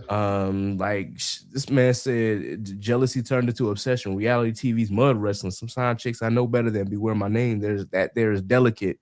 You know, I know where you're delicate. Curse you to pieces. I'll hum a breath of it. I will close your heaven for the hell of it. Like this, Push was ready. he wanted Jim Jones to jump. And then Jim Jones, this kind of wasn't terrible. The little freestyle thing, which in my opinion, I've never enjoyed most of Jim Jones' rap, but he sounded good on that. Somebody wrote that for him. He didn't write that. Yeah, for sure. I've never been like a big Jim Jones fan myself, outside of like, even with Ballin', I've just never been a fan of his, I guess, his cadence. I think that's really what it is. It's just like the way that he raps. I've just been kind of like, I'm not the biggest Jim Jones fan, but whatever. Yeah, when it comes to Dipset, everybody knows Jules. Jules was my nigga. Jules was the one. Yeah, Jules was my nigga. But anyway, moving on. Name a diss track that is aged terribly. Drop. Yeah. Nigga was begging that nigga to drop. I think that aged terribly. I think might delete this later. What is it? You talking about 7 Minute Drill? 7 Minute Drill. And what's crazy, I listen to 7 Minute Drill. It's not a terrible thing. It's just a warm up. But it doesn't age well because you deleted it. Yeah, so that's not good. I'm trying to think of other things that didn't age well. I feel like that the Game recently, when he dissed Rick Ross just because he wanted to be in the mix, that didn't age well. Not at all. It just looked like you starving for attention, you thirsty. Then you don't get invited to the pop out. And it's like, and then he got to make an explanation. Oh, I didn't really want to be at the party. No, yes, you did. Yeah. All of California is there, nigga. You feel like you're the best person to come out of California. You would like to have been there, but you also wasn't on the Super Bowl either. And this is just because you keep burning bridges with people, and all you got to do is just sit there and shut up. You're just doing too much. But yeah, I don't think that aged well. Which also, I didn't really like Rick Ross's diss on Drake either. Like, I honestly and truthfully, I was like, let Kendrick and Drake go at it. Like everybody else jumping in there trying to get their love in. They look in. Kind of whack. You say not age well. I'm gonna just say stuff that was bad. Quavo dissing Chris Brown. That was a bad diss track. No, Chris Brown spun the block on that nigga. It was bad. It was terrible. I'm just like, damn, you let Chris Brown take you out, Quavo? Bro, that shit crazy. I'm trying to think of other diss tracks, but like these are just the ones that I just think is ash pretty much. Yeah, Quavo going at Chris Brown was whack as fuck. Who else? The Jim Jones response to Ballin', because Jay-Z did a freestyle over Ballin' to Jim Jones, and Jim Jones did a diss to Jay-Z on Ballin', and that shit was not good. I didn't really like the back and forth between 50 Cent, Cameron, Curtis, and I didn't really like that either. Yeah, they both was kind of ass too. For sure. As far as like aged terribly, because I have a whole list of songs that I think are just ass. But as far as aged terribly, I'm gonna say this: one, going back to Jadakiss, Piggyback by 50 Cent, to me that didn't age well because of Checkmate. So. Yeah. It's like, all right, yep, okay, there's that. Super Ugly by Jay-Z, real disrespectful, but it was just like, hey, bro, the whole, it probably would have been better if he just didn't have the line about Carmen and leaving condoms on the baby seat. That's just like, all right, bro, now you really just, that's in very poor taste at that point. So that has not aged well for me at all in any sense or fashion. Like, even when I go back and listen to the entire battle, I'm just like, I still just can't get over the fact that Super Ugly it wasn't a bad diss. It just was like, it's just in such poor taste for that time frame. So there's that. As you've already said, drop. Like, man, all of Drake's songs unfortunately have aged terribly now that this battle is over. But especially with them suing. Yeah, but I've got one that ended up on one song in particular in that back and forth that ended up on my next question. But anyway, there's that. I'm trying to think what else. There was another song that I had that just aged poorly for me, and I can't quite put my finger on it. If I come back to it, I will. But yeah, those are just some of the songs that for me just didn't age well. I was just like, all right, bro. Okay, yeah, and I've already said the Warning by Eminem. That when I was younger, I used to really love it, but now I'm just like, it did not age well. So didn't age well, yeah. So there's that. So that, I guess that leads to this. Name a diss track you thought was absolutely terrible and should have never been recorded. The Bow Wow diss on Soulja Boy. And he was trying to like make it sound cool. Trying to make it sound like no Vaseline. This is what they think about you. Doing all that shit at the beginning. And then what's funny is Soulja Boy dissed him back, and it was just so hilarious. Fuck Bow Wow. Fuck Bow Wow. I'm like, yo. I was like, bro, he's getting his point across. He's winning the battle somehow. Right. Yeah, that shit was bad. Man, you just unlocked the memory because I completely forgot about that battle. Yeah, that was terrible. Here's what they think about you. I was like, bro, what are you doing? Shit was bad. Bad. Who else has some shit? The Quavo disc should have never released. Yep. Somebody gotta like be in the producer studio and be like, nah, man, don't do it. Don't do it. That one. Any diss track where they mentioned the word Haley, the name Haley, those didn't turn out very well either. Oh, Fat Joe's diss on 50 Cent was awful too. It was that terrible. was a very bad diss track. He had no point, no choice but to piece it up. Yeah. Like you're not Big Pun, brother. He's not. That shit was bad. Trying to think of some other very bad.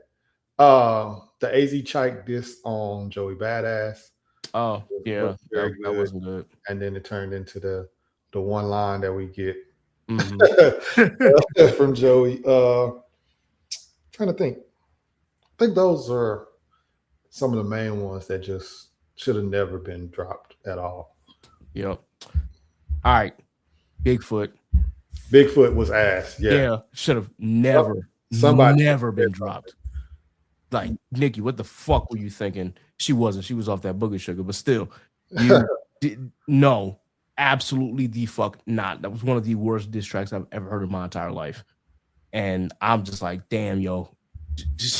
You get maybe a bar and a half from Megan, and then you dedicate this whole song to Megan, and you like, for one, I don't know. And then again, it was done in poor taste because you talk about that girl's mom who's passed. It's just like, oh yeah, Nikki, you need to stop. Just stop, please. Ghoulish by Lil Wayne. Lil Wayne is not a battle rapper, and he's not. To all the people that was like, Kendrick better leave Lil Wayne alone and all this other shit, I was like, bro, that's gonna be easier and worse than Drake. You know how much ammunition you got on Lil Wayne? Yes. I was like, this is gonna be easier to kill this nigga, and it's gonna be worse because all of the I'm a black man, get away from me with the police not loving us and all this other stuff. All the fucking locks, you got like 3 locks in your head. You're drugged out, like all this other stuff. And you're saying all of this before you say the main line, which is you kiss baby in the mouth. Like that would have been awful. Like Kendrick would have did that nigga really, really bad. He would have been bad. And Lil Wayne has dissed people before and they've been ass. But yeah, Ghoulish was absolutely terrible. I will never get over that first line. Fuck Pusha D and anybody who love him, his head up his ass, I'm gonna have to headbutt him. I literally sat there was like, no, this nigga Lil Wayne did not just say that. He just likes to rhyme words. Exactly. Fuck 2 quarters, all about $1. Bitch, I put syrup in that vitamin one. I was like, what is that? I don't know, man. But Lil Wayne, that it should have never been recorded, man. For that to be the response to Exodus 23:1, that should have never been put on wax. And again, goes back to Exodus 23:1 aging beautifully. But anyway, MC Hammer better run. That shit like it wasn't just ass because of the bars, like the quality of it was just like he produced that shit himself in the bathroom or something. Like, it's really, really bad. And Jay-Z didn't even respond to that. For sure. That shit was bad. Whatever diss Melly Mel had towards Eminem, that shouldn't have been released either. And you pull your skirt up by Benzino was ass too. Oh yes, it was. Yes, it was. More on that response later because I'm gonna get to that in a minute. But Drake's Heart Part 6. Heart Part 6 is ass. Ass. Trash juice. He just dropped that because he felt like Kendrick was dropping too fast and he just wanted to put something out there. But I'm like, nigga, if you're gonna wave the white flag, just don't respond. Exactly. Because it's also like you waved the white flag in that diss song. Which is ass. I don't even want to diss you anymore. I'm just like, nigga, why'd you drop the fucking song? That was my whole question the entire time. I was like, nigga, why did you drop the song if you said you don't want to diss him no more? You know what? Whatever, bro. But any diss track that Nick Cannon dropped towards Eminem, ass, all of them, all of them, bro. It was like, bro, stop. What are you doing, bro? Stop, please. You are not. You cannot rap to start, but oh man, it is just. It's hilarious now thinking back on it. It is like, bro, why are we doing this? Why? Let it go, bro. Like, the 50 Cent on the Breakfast Club, he's like, you suck, bro. Yeah. Just let it go, bro. Let it go, man. Let it go. Oh, it was so terrible. Man, there was one other. You already said the Benzino joint, so I'm not even gonna mention that because yes, that was already ass. I'm trying to think, was there any other like terrible? I'm looking at a list and I just remembered this one. Nicki Minaj, Stupid Hoe. That shit was yeah, I hate that shit too. Oh, I cannot for the life of me, I cannot believe that girls actually loved that song. I was like, song is ass. Well, that shit was ass as fuck. Terrible. Stupid Hoes. Bro. You a stupid hoe. Really? Young Money just was bad at dissing. They were, bro. They're terrible. As a unit. Like, they're just bad. Like, and like I said, Drake, he just had bad timing on his disses are good. Right. You're just battling the wrong people. Right. Well, it's like everybody else, like Wayne is awful with his dissing. Yeah, bro. I think Nicki Minaj actually is better than Wayne at dissing, which is saying a lot. But yeah, that shit is, as a unit, they not good. It's not. I've already said, well, I've mentioned it, but Wanna Know was the biggest disappointment for me, like, because I had so much hope for Meek Mill and I knew that this man had so much potential, and then he drops that and it was just like, nigga, what? Nah, bro. Why are you talking about a rollie? Right. Why are you talking about a rollie on your wrist?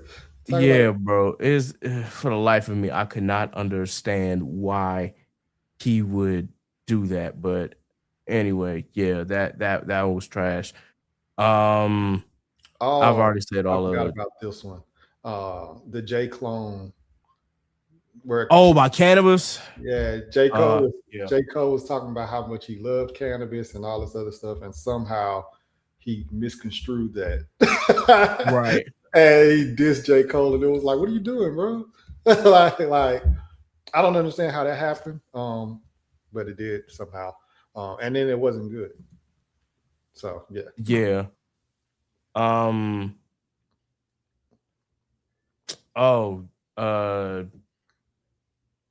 I'm looking at a list too. So I already said the kickback joint. That's Melly Mel. So yeah, I'll skip over that. I think that's all that I can think of. That's all that I've heard anyway, that I think are some of the worst, diss tracks that have never been put on wax. Right. All right. So with that, name a diss track you thought was good but had some questionable lines in it. Questionable lines as what? I guess questionable lines, like there were some bars in there that made you be like, did you really need to put that in there? Okay. Well then, if that's the case, the Jay-Z joint talking about the condom on the damn. Oh parts. Yeah, super ugly. Super ugly. Yep. I was all like, yeah, that's not cool. Mm-hmm. And are we saying like they shouldn't have been in there because they're not cool, or are we saying it because it's a whack line? Either or. It's like the line is not cool, or it could be like, that's kind of whack, or it could be like just too disrespectful. Yeah, either too disrespectful or even just too like too confusing. Yeah, I mean, some of the ones that I felt like were disrespectful and stuff like that, bringing up Kendrick's wife, talking about, I heard one of them kids is day free. Family Matters. Yep, that's literally on my list. I was like, bro, I don't understand. And it's just like, why? How? And I think Drake felt like, for Family Matters, I feel like Drake felt like, okay, Story of Adidon was a hit because of the drama and that you get the mess, the tea that you got. So I feel like Drake wanted to use tea in this Kendrick beef. Yep. You know what I'm saying? And it didn't go well. It didn't land. You know what I'm saying? It didn't land. Trying to use tea, I think that shit is always kind of whack. Like, nigga, just rap. The Rayvon joint where he's talking about Diddy and okay, not whole era, but the other one, the 50 Cent joint. I can't remember. He's kind of like, you niggas got matching haircuts. That shit was hilarious, but he just drug it. GoldenEye, there we go. GoldenEye. He just drug it for so long. It was like, all right, bro, like you keep bringing up the Diddy stuff.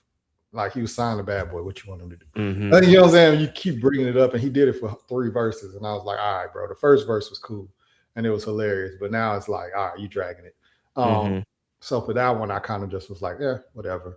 And honestly and truthfully, back on Joey's side too, like you keep bringing up Kendrick. You know what I'm saying? Like that kind of got annoying. You know what I'm saying, to me too, because I'm like, yeah, you bodying everybody else, and you keep saying you want Kendrick, but it's like, why? You know what I'm saying? Like, what's the reason? Honestly and truthfully, and so that kind of became a thing to me. For sure. Still one of the greatest diss tracks ever, but this line, you know, had me questioning a few things. Second Round Knockout by Cannabis. And y'all know which line I'm talking about. Give it to him. Hold on, because I gotta read this, you know, so that way people know which line I'm referring to. If I can, I can do one too. Joyner Lucas, when he was dissing Tory, and he was like, we were running the train. Me and Trippie Redd was running the train on your girl. And then Tory Lanez in the next song was like, nigga talking about running the train with the nigga that got pedophile cases. I was like, God damn it. I was like, God damn it, Joey. Joyner. I was like, why would you do that? Yeah. So that where is that line? Because like I wanted to like quote us that way. Okay, yeah. Well, let me tell you something. You might got more cash than me, but you ain't got the skills to eat a nigga's ass like me. That is just like, hey, come on, Cannabis. Whoa. Hey, yo, bro. Like, even though this is like off topic, it's not a diss, but you look so good, I suck your daddy's dick is crazy. Oh yeah, that Biggie line, bro. That shit is it's like, I know he was quoting Richard Pryor, but it's still just like, bro, good. Nah. Big has some very questionable lines in a lot of his songs. Because some of them lines was talking about like date rape, and this is like, bro, what are you doing? You gotta chill. Yeah, you got to chill. Same with Rick Ross. Molly all in her drink. Her champagne, she didn't know like. And off topic off this, I do like the way that Schoolboy Q flipped that line on the Black Hippie remix. Molly in her drink, but she asked me to. Yeah. Because nigga, you wild. Right. You wild.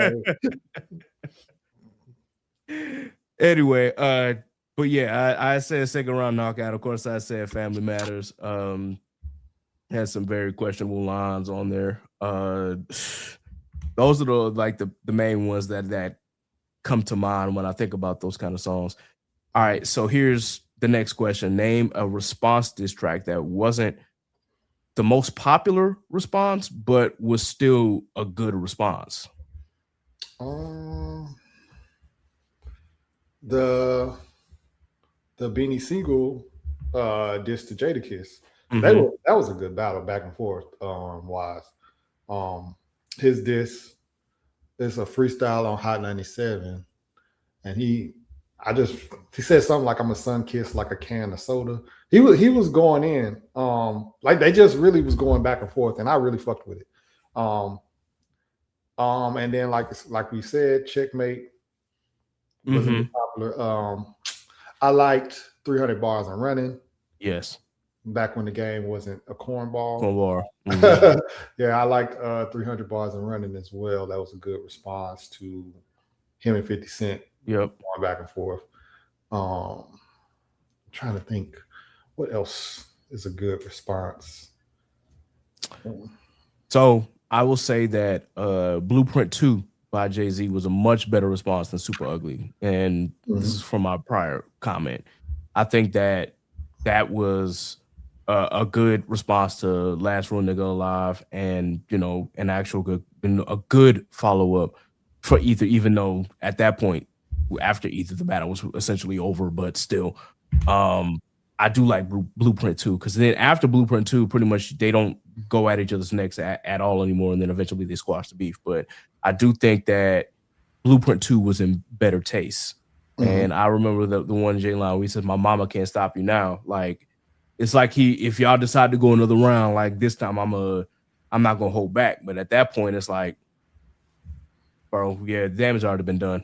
Your mom made you apologize. It's over with. Yeah, that's kind of crazy. Yep. Your mom is involved anyway. Oddly enough, Whitey's Revenge.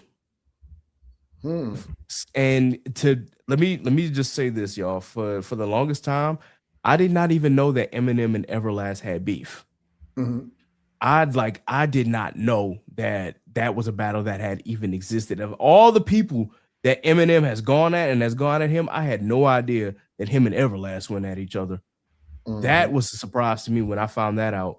And I'm like, oh shit. So Whitey's Revenge, granted, it's not like the greatest diss song of all time, but Everlast held his own against Eminem until Eminem dropped Quitter.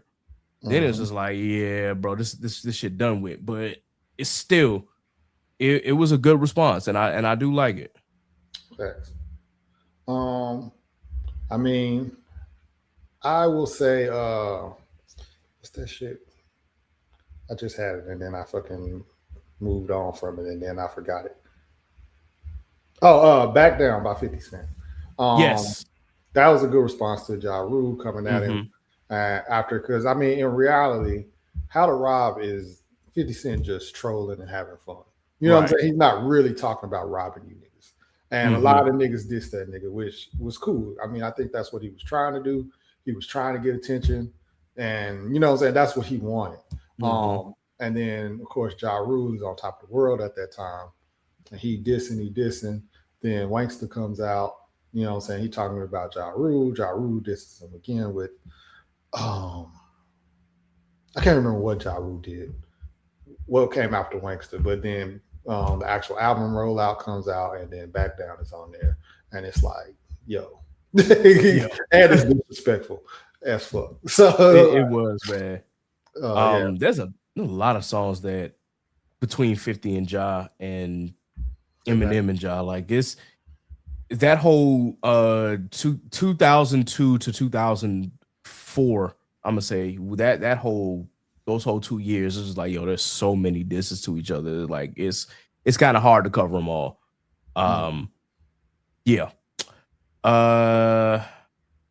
Moving on, name a diss track that was so vile it had you questioning life. Beat the Grams. Yep. I knew it was coming, bro. The very last verses was really dark when he started going, you lied about something. You lied. When he kept doing that, I was like in the car, I was shivering a little bit. I was like, yo, he really killing it. He killing that thing. Meet the Ground was vile. Like, bro, I just remember we were literally on Shogo High. We were talking about this, and then it came out in real time. We was like, oh shit, Kendrick responded. And literally after the song played, I'm sitting there like, holy shit, bro. Why did that shit feel like a horror film? Bro, yeah, that shit was quiet as hell. Like, yeah. It was like after I played it, I just got quiet. I was like, yo. Man. Meet the Grams as a diss track. I don't care what nobody say. Listen, it's one of the spookiest diss tracks ever. And the reason why it doesn't have a lot of quote unquote replay value is not because it's a bad diss, alleged daughter aside. It's just because it's so fucking scary. You just like, yo, bro, like I feel like I'm the one getting attacked, and I didn't even diss the nigga. Like, bro, he's talking to your daddy, your mama, your son. Like, bro, it's really disrespectful, bro. Very. Like, I'm not lying. Like, that beef would have been over. I'd have been like, bro, we have to see each other, bro. Like, yeah, at that like, point, come on, bro. Like, my son got to go to school in a couple years, and That part is really crazy because I'm just like, yo, if Adonis, grows up and goes to high school and niggas discover this beef, how will he react when niggas come up to him and be like, "Dear Adonis"? Yeah, like, bro. He gonna have to fight every day. Exactly. That's wild. Oh man. All right. Circling back to Eminem and Benzino, nail in the coffin, bro. That shit was so disrespectful. Super disrespectful. Bruh, I'm sitting here like this nigga. I'm like, yo, this nigga Benzino. Eminem really didn't have to waste that much ammo on Benzino, but this nigga really wanted to disrespect that man, and he absolutely destroyed him with that. I'm like, yep, this shit is raps, bro. Just wrap it up. It's over. 1985. By J. Cole, just a little pump. Yep. In 5 years, you're gonna be on Love and Hip Hop, like, and it aged well. It aged beautifully. It aged very well. It aged very well. Yes. Like, that's one that I felt like was super disrespectful. He just basically was like, he really quote unquote sunned him, like, nigga, come here, little man, let me talk to him. Like, it was just like, dog, this is disrespectful as fuck. And it wasn't even like he was really going hard. He just was at that nigga, like, you know what I'm saying?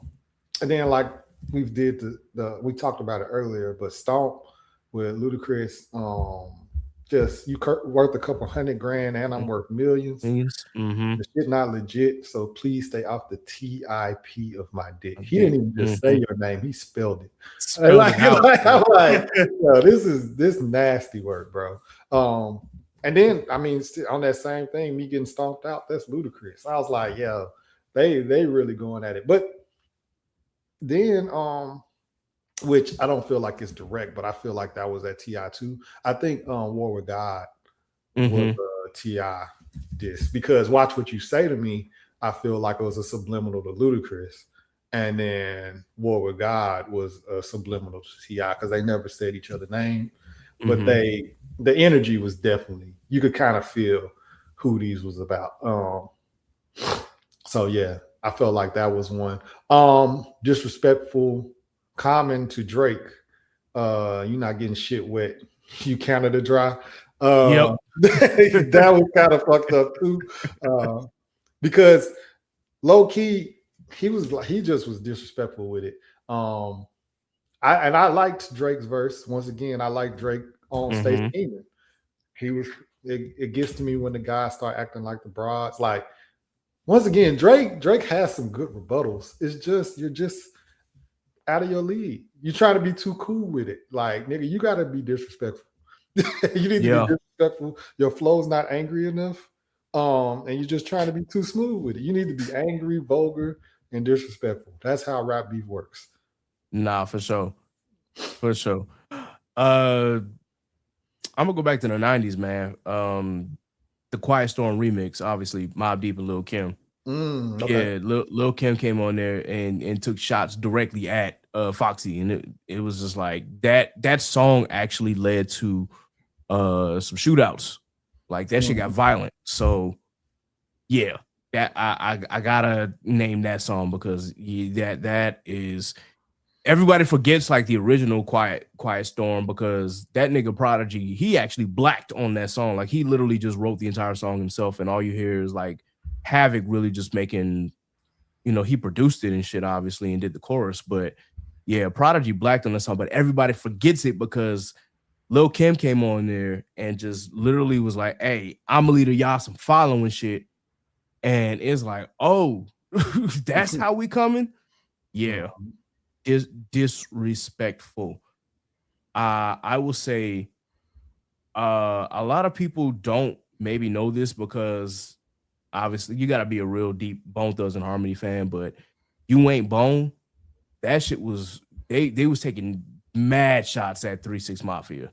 Yeah. And we all know like the history of the beef between them, but like that shit was like, it was, yeah, damn near vile. Like, this nigga Lazy Poe was literally talking about he was going to paint on the day that I spotted him, toss him in the trunk of the caddy on the way to the rodeo, killing all carbon copies. It was like, no, this nigga talking about like killing people and throwing their bodies in the trunk. Like them niggas went at it. Speaking of that shit, like Gucci Mane telling Jeezy, dig your homeboy up. That nigga can't say shit. I was like, Jesus Christ. I was like, Jesus Christ. The truth, man. This is just the truth. I'm like, yeah, Gucci really went at that nigga, bro. That shit was so disrespectful, and I loved every second of it. Smoking on Boogie Loc tonight. I always remember that battle, man. I will always remember that verse because of I don't remember the song because of that, but I will always remember that verses because of those lines and because he was like, oh, Jeezy let him play the truth. Oh shit, this shit about to get. I thought this shit was gonna get violent. Yeah, bro. I thought it was gonna get wild. I was literally like, yo, these niggas are they about to fight? Are we really about to have our first fight in the verses because of this shit? But nah, it ended up being oddly enough the Bone Thugs and the 3-6 Mafia joint where we finally got our first fight. Yeah. And it's crazy because even Lazy Bone was just like, man, why don't we wait till we almost 50 to start fighting, bro? And it's like, and another one where I felt like it was a fight, even though they weren't dissing each other, when Jewels bumped Jadakiss, and Jadakiss ripped that nigga bandana off and threw it on the ground. I was like, hey, this is about to get ugly. I was like, these niggas is finna have a fight. I was like, but I feel like I think Jewels kind of was feeling himself a little bit because I was like, I don't think you remember. like D Block is not gonna let you do that shit. Like they don't give a fuck about none of that other shit, like gang banging and none of that shit. They don't care. I was all like, so you trying to do that and thinking you was just gonna get away with it, and that nigga ripped that nigga bandana off his head and threw it on the ground. I was like, oh, they're gonna fight right there. That's what I was like, they should fight right there, but it didn't end up going, which is kind of. I got one more like super disrespectful song, and the lyrics themselves are not as disrespectful, but the actions were so vile. It was like, damn. And I'm talking about T.I.'s "What's Up, What's Happening." I was just about to say, what kind of nigga is you? Got a leprechaun boots and a leprechaun. I was just about to say that one as my next one, but go ahead. And the fact that this nigga pulled up in his hood, and got punched in the face though. You can't do that. Yeah, you can't be in Cloverfield. Like I wouldn't go to Cloverfield. What are you doing, brother? Nigga T.I. was bold. I'm like, oh, this is crazy. But he was wilding for that though. But I had right. I had to talk about that one because I just remember like, yo, that shit was crazy. Man, that nigga was in that nigga hood talking about y'all seen Flip. And I was like, yeah. That was all like, I get it. You gangster, but it's gangsters everywhere. Yep. you can't do that. You can't do that, brother. Nope. But that shit was funny. What's that was happening? I forgot about it. Because I was just about to bring up the leprechaun boots. All right. To wrap this up, we got a couple more. So of course, at the end of the day, what is your favorite or some of your favorite diss tracks of all time? Favorite one, Checkmate. Yep. Crash Dummy by Joey Badass. I played that one a lot actually.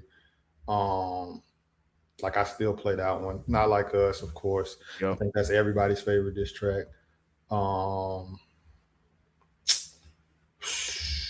Hit 'em Up. Yep. I even like the because you was talking about, or we haven't got to the troll question yet, so I'll save that one for the troll question. Back to back, I really like back to back.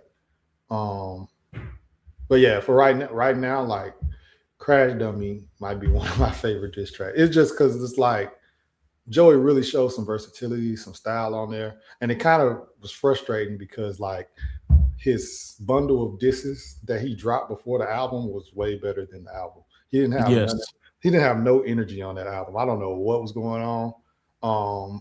Because his last two albums I really liked. And America KKK or whatever. Yeah, America's one. Yeah, I know what you're talking about. That one, and then 1999, of course. Those are like great albums. But this album just was flat. I just don't understand why you wouldn't. Even when he came out with the BKA, the joint that he performed on Jimmy Kimmel and stuff like that. That song had a bunch of energy, style, lyrics and stuff like that. And he didn't even put that on the album. So that's just a song that's just out there floating. It's not really, I mean, it is a little bit of a diss, kind of, because he just was like, who y'all thought y'all was playing with type shit. But he didn't put it on the album. And between that and Crash Dummy, My Town, and all that stuff, like that energy, that Joey was what I was expecting to get on the album, and he didn't have that energy at all. Did not do it, bro. And that's why that album does not make my top 25. It didn't even make my honorable mentions. I'm just like, man, I'm just so disappointed with this. Super disappointed, bro. Yeah. Canceled the tour and everything. As far as my favorites, The Bitch in You, that's definitely one of my favorites. Not Like Us, as you said, is everybody's favorite. I mean, unless you're a Drake fan, obviously it's your least favorite. And then you brought up Superman. I completely forgot that was a diss. So Superman is one of my favorites. Yeah, Superman was definitely one of my favorites. Even though, again, some of the lyrics have not aged well on this one, Ether is still literally one of my favorite tracks of all time, just because at this point now they've coined the term, like, when you get dissed so bad you've got ethered. It's literally a thing now. So and at that point, you know, for the time that it was released, it was thorough belt to ass situation. Like Nas said, all right, you came with Takeover, didn't say anything for months, and then December comes around and it's just like, oh shit. Yeah. Absolute masterclass in BTA. I will say I've already said Superman, Nail in the Coffin. Also, some words, you got to remember this, you know, that during the time certain words were acceptable, but even still, I just think that was a thorough get Benzino the fuck out of here. The nigga shouldn't even be rapping. I obviously hit him up. This one, I'll even throw in Who Shot You, because, you know, whether we agree on whether it's an actual diss towards this Tupac or not, I think it's still an important song in that beef. So I gotta throw it in there too. And I know that you said that it was a good response. I like Back Down. I thought Back Down was one of my top 50 Cent disses. I was like, oh shit, okay. Yeah, you know, I enjoy that more, and again, enjoy it more than I did Piggyback. I think Piggyback at that point, I'm like, all right, 50, you doing too much, and he was feeling himself too much too. Yeah, he was at that point, and then, as you said, this nigga Jadakiss came with Checkmate, and it's like, hey, leave that nigga alone. So I gotta throw Checkmate up there as well. I know I had some more, but I definitely wanted to keep it brief. I think that those are definitely some of the story of Adidon. Still to this day, one of the most jaw-dropping diss tracks I had ever heard at that time. It was like, yeah, I gotta put it up there, even if it's not the most, like, lyrically the strongest diss track. Is just the fact that the way that it dropped, and the fact that it has so much information. You're just like, yo, this. And then what was really the disrespectful part is the fact that this nigga Pusha went at 40. Like, hey, I don't care if this nigga's sick or not. Like, I'm going at this nigga. Yeah. So, and Officer Down, Lloyd Banks. Lloyd Banks, yes. Oh, miss Lloyd, man. Boy, that man. The victory freestyle. That nigga. Yeah, Lloyd was going crazy. Yes. Also, it's not necessarily a diss track to a rapper, but obviously it's a diss track to a person. FDT, fuck Donald Trump. Yeah, that's on the top of my list. Georgia Bush by Wheezy. Yeah, yes, that was actually fire too. Absolutely. So, those are just some of our favorite diss tracks. While I'm thinking about it, because I said the Second Round Knockout was one of the greatest diss tracks of all time, but it had some questionable lines on there. I cannot go without saying that the Ripper Strikes Back, because LL Cool J was like, all right, we going that way, so he dropped that song. He dropped another diss track too, but I love the Ripper Strikes Back because that nigga, he went at Cannabis. Yeah, fact. So I will throw that up there as well. All right. We got a couple more. Name your favorite battle of all time. Oh, favorite battle of all time. Let's not do low hanging fruits. I will say my favorite battle will be either Kiss and Beans. Mm-hmm. Um, Kiss and Beans. I actually really enjoyed Tory Lanez and Jordan Lucas. I enjoyed their back and forth. I thought that they really went hard at each other. They were responding very fast. Like I believe Joyner responded with Liddy freestyle, like over Tory's beat, and Tory responded back 2 hours later. And I was like, yeah, this is crazy. So I really enjoyed the Jordan Lucas, Tory Lanez back and forth. I enjoyed,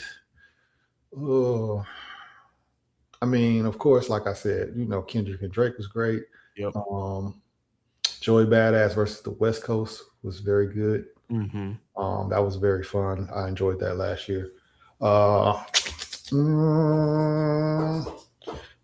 Yeah, I think those.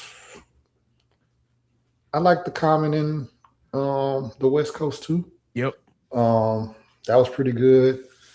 I actually Game and Joe Budden had a really good back and forth. They did. They had a real good back and forth. Along with Royce the 5'9" and Joe Budden and Eminem all getting in the mix and doing their thing. They had a nice little back and forth as well. Mm-hmm. I think that's it. I don't want to do too many.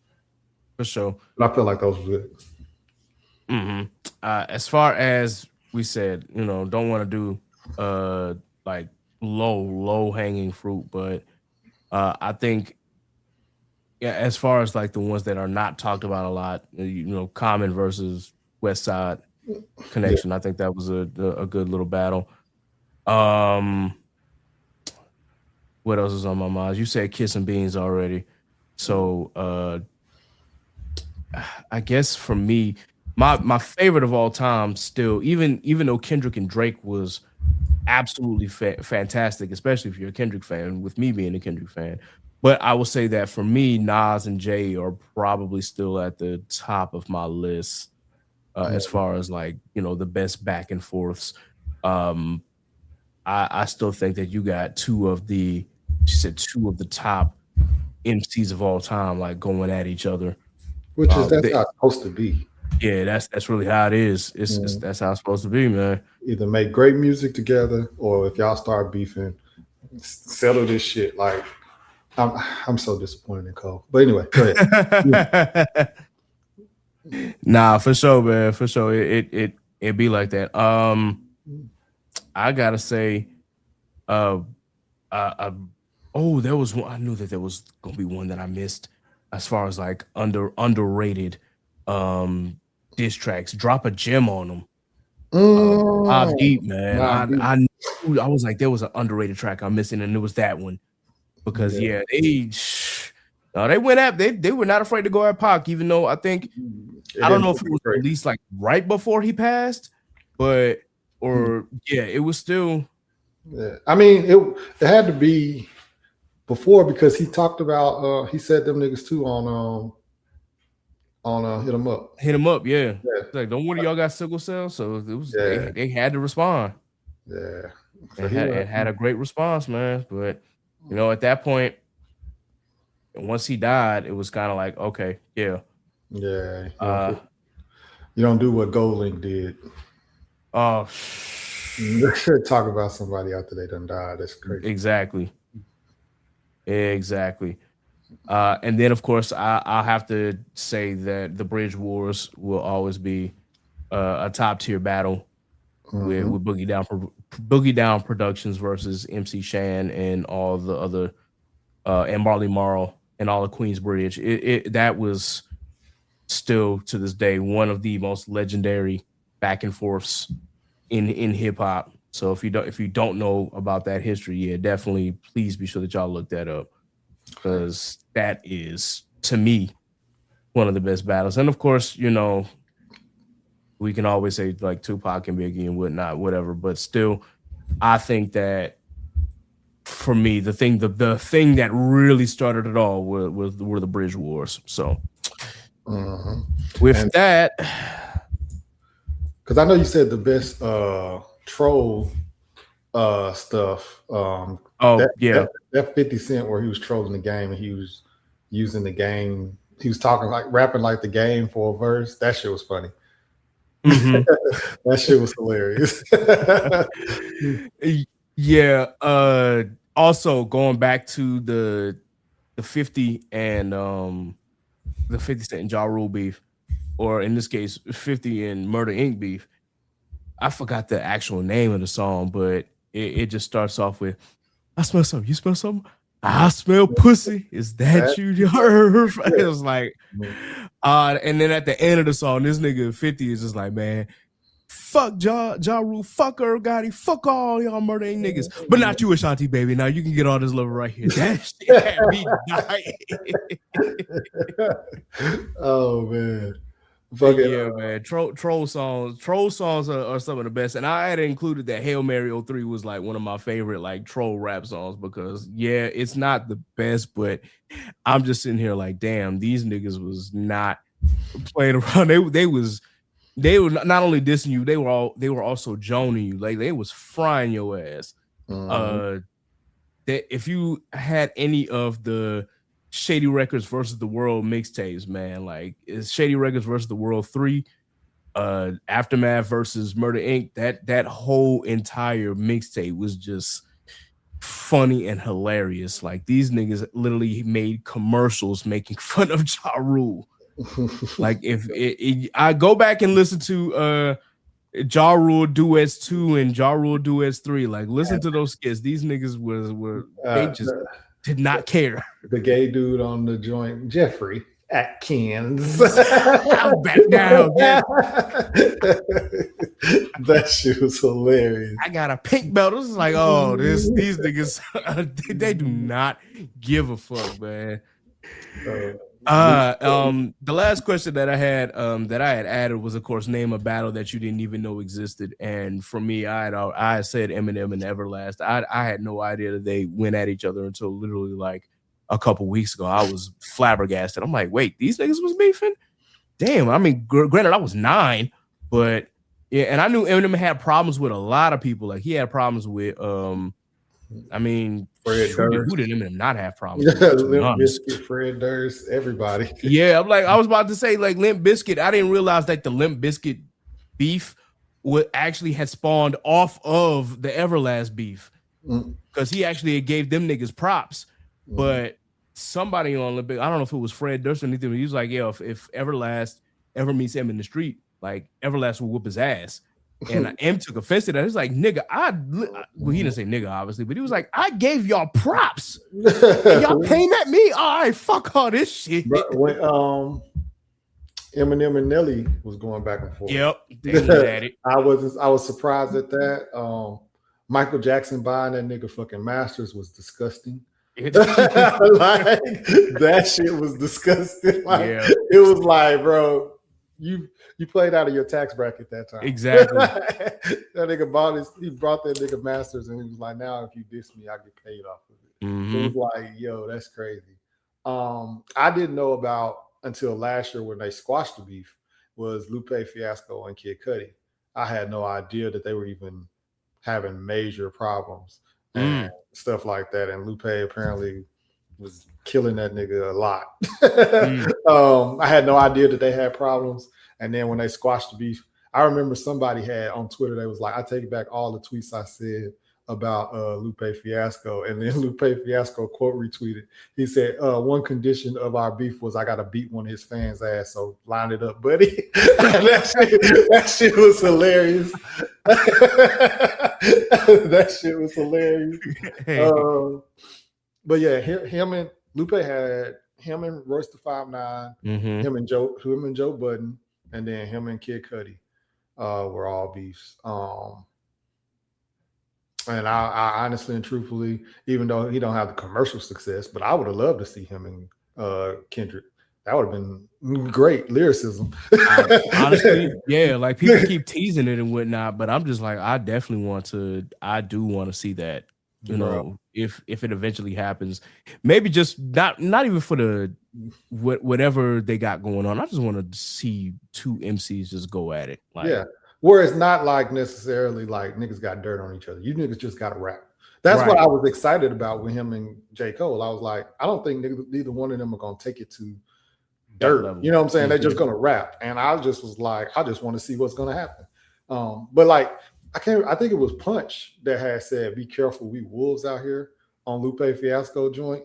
And I think it was not even 2 minutes later, Lupe Fiasco responded with what's a wolf to a third house.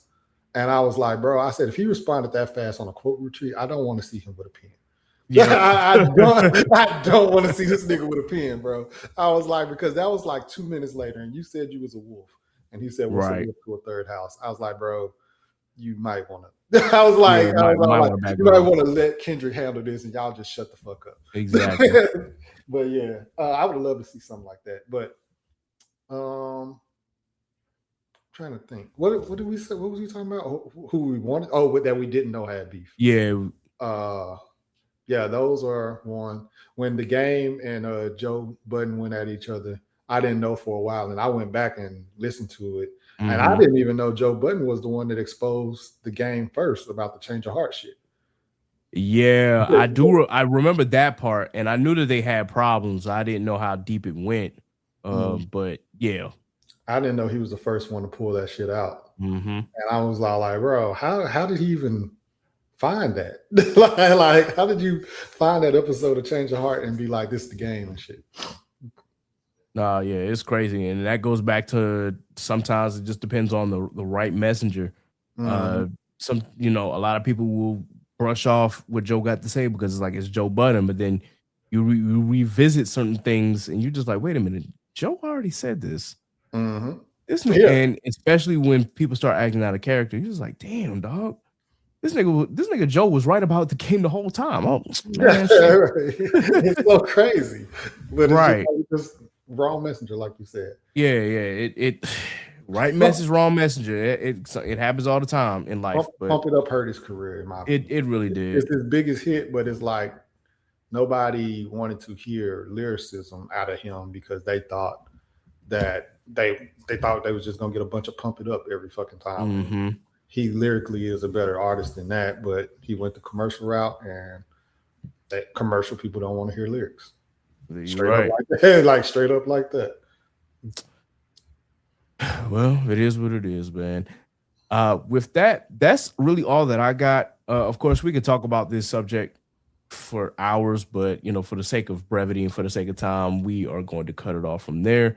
I definitely hope that you enjoyed this episode talking about our favorite diss tracks and some of our least favorite diss tracks. Of course, as always, as you're watching this episode, or if you're watching some of these shorts or watching some of these clips, let us know, of course, what some of your favorite diss tracks are and some of your least favorite diss tracks are. And let us know if there were any that we did not cover. We might have thought about some or had some in the tuck, and we just didn't get a chance or the time to explain or talk about them. So please be sure that you do so in the comments. Let us know what your thoughts are on this episode. With that, any new business highlights, any new black businesses you want to share, Scuba Steve, or anything that you want to plug? Oh no, I don't got nothing, man. If we're gonna plug anything, we'll plug Wake the Dead. Wake the Dead. Make sure you guys pull up that on Amazon or Barnes and Nobles. Order the first volume. Other than that, man, I don't got nothing. All right, sounds good. I'm gonna do the rundown real quick for those who have not tuned in. Obviously, with the rundown, we try to give a highlight and a shout out to all of the podcasts, all of the authors, content creators, artists, and business owners who have, of course, supported this podcast in some form or fashion. So with that, let's go down the list real quick so we can go ahead and sign off. Big shout out, of course, once again to Inside the Mind of a Blurred. Again, with my schedule and my work schedule, I haven't been on an episode lately, and I've been kind of pissed, but work is work. So I cannot wait to, get back with the gang and get on one of these episodes again. But, that time will come. Big shout out to Mike Check Waifu, one of the biggest seasonal anime podcasts that's out there. Shout out to the boys, Polo and Tell. And of course, I do want to give a huge shout out to the Brother X and the Culture Scientists of Truth and Transparency podcast. They haven't dropped any episodes in a while, and they've made this announcement on Instagram. The Culture Scientists and Brother X are having a little one. So congratulations on the baby, you two. I cannot wait to meet. I guess they're gonna name him Malcolm Jr. I don't know, but either way, I can't wait to meet him. I can't wait to hang out with Malcolm again. It's been a minute, man, since we chilled. And I'm looking forward to that. And I know that y'all are looking forward to being parents. I cannot wait. So big shout out to y'all. Big shout out, of course, to Dad Needs to Talk with Rob, the father of Vash, Geek Set Podcast, Anime Junkies 3 Weaves in the podcast, Those Anime Girls, and of course, big shout out to Black Geek Energy. For our Black authors, big shout out to K. Renee, and also big shout out to Elena Graham. For the content creators, Off Black Mag with Aaron, big shout out to Cerberus Entertainment, to our streamers, Tatted Poodle and the Geechee Gamer, and of course the Corner 5, Simone, Courtney 5, Chris, and Sham. Big shout out to Shelby, aka Simply Janine, with Simply Baked and Rose Less Traveled. Big shout out to Strange Keith, as always, with Idols to Icons. And of course, big shout out to Scuba Steve over here and Alpha with Blur Mind Productions. Also, big shout out to another content creator, Carabits. Again, love you, Tyler. And with that, let's go ahead and talk about our Black artists. Shout out to NASA, Scoozy, Jack Union, Phil.me, Ellis Quinn, RJ Stackhouse, Quarter, Tyrone Leak Jr., who shout out to my boy Tyrone Leak, man. He just got engaged. So big shout out to him as well, man. I know you were man, this the sheep. Yes, my boy, man. I'm finally glad that out of all my friend groups in the drumline and all my brothers in the drumline, man, another one of us, is finally tying the knot. I was waiting. I was like, man, who gonna be the next? And it's Tyrone. So big shout out to you, Leak, man. Big shout out, of course, to our realist show, Zach Hines with Fortresses. Fortresses are doing some very big things in the 757 community. Shout out to Elena once again, Zaynab, and of course Imogen. And then for our Black business shout outs, already paid by Dre, Fresheners, Righteous Minds by Timo, Cream Cosmetics by Naima. Big shout out to Studio Maho with Pat Yin. Big shout out to She Designs 2 with Aaron. H4 Creative with Zenobia, Real Estate Stone by Meredith, Soul by Bell by Mariah, and Scrappy Sentiment by Sappy. With that, that's all we have for today. Be sure that you like, share, and subscribe to the Chaotic Culture Podcast on your favorite DSP. If you're watching on YouTube, please be sure that you like the video, share, subscribe, and hit that notification bell. Once again, you can follow us on Patreon at patreon.com/Chaotic Culture Pod to get any bonus content and to get this episode for early. You can also, of course, follow our Facebook page at Chaotic Culture Podcast. You can follow us on Threads, Instagram, and TikTok at Chaotic Culture Pod. You can follow us on Twitter if you so desire to, aka X, whatever, at Chaotic Culture 1, and you can follow us on Blue Sky at chaoticculture.bsky.social. Follow me, Ked the Pro, that's K3D the Pro on all social media. You can follow Scuba Steve at Scuba Steve 1428 on all social media. You can follow Sappy at Scratch14 on all social media. And of course, you can follow Law at L.JR_96 on Instagram and Law96_ on Twitter. With that, I think that's it, man. I hope that everyone has had a great start to the new year. I know that there's been some things going on politically that I do want to talk about, but we got to save that for another episode. Please be sure that, of course, you protect your heart, protect your mind, and protect your spirit from any negative energy that is out here in this world. Again, we got, so please be sure that you protect each other as well. This has been another episode of the Chaotic Culture Podcast. So until next time, folks, remember, embrace the culture, chaos rules, be blessed, be safe. God is love. We out of here. Deuces. So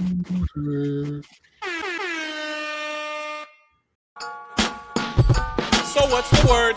You are now tuned in to the Chaotic Culture Podcast. And